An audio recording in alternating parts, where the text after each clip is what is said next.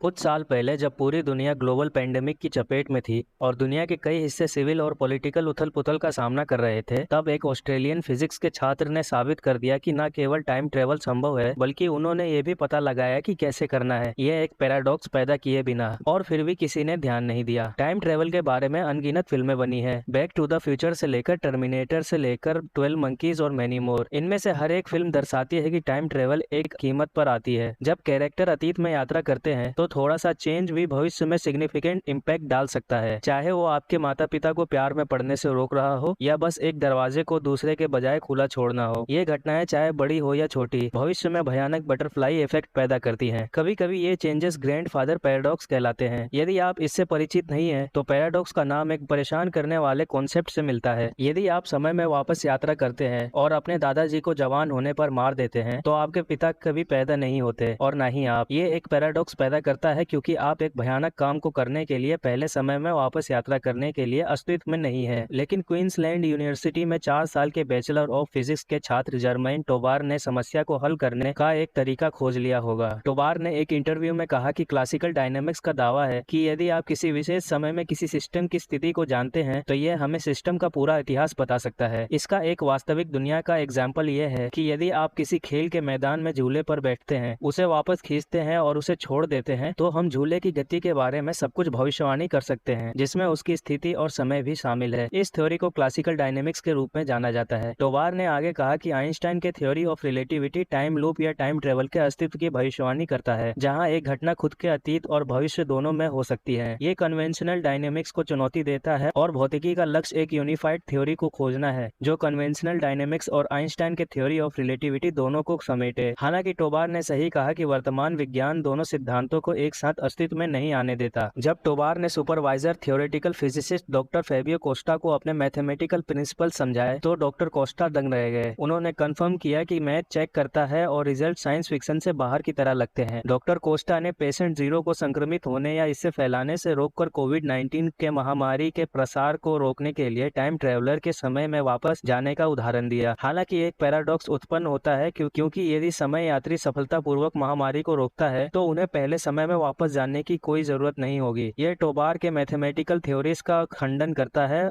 जो सुझाव देते हैं कि यूनिवर्स ऐसे पैराडॉक्स से बचने के लिए सेल्फ करेक्टिंग होगा। टोबार के सिद्धांतों के अनुसार ग्लोबल पेंडेमिक को रोकने का प्रयास करने वाले किसी व्यक्ति के मामले में यदि पेशेंट जीरो को रोक दिया जाता है, तो यूनिवर्स ये इंश्योर करेगा कि कोई दूसरा व्यक्ति नया पेशेंट जीरो बन जाए या यहाँ तक कि समय यात्री खुद पेशेंट जीरो हो जाए। इसलिए समय में घटनाओं को बदलना असंभव होगा। पैराडॉक्सेस के बिना टाइम ट्रेवल में फ्री विल के अस्तित्व की अनुमति देना। इन थ्योरीज की अभी भी रिव्यूज की जा रही है और जांच की जा रही है। ये सरप्राइजिंग है कि इस खबर पर थोड़ा ध्यान दिया गया है, पॉसिबली 2020 की घटनाओं के प्रभाव के कारण। हालांकि यदि ये मैथमेटिकल थ्योरी सही है, तो इसका मतलब ये होगा कि जिस यूनिवर्स में हम रहते हैं वह कहीं अधिक रहस्यमय और अजीब है, जितना कोई भी नहीं कर सकता है। कल्पना कीजिए, टाइम ट्रेवल से उत्पन्न किसी भी पैराडॉक्स की तुलना में एक यूनिवर्स जो खुद सुधार करता है, वह अधिक अस्थिर हो सकता है।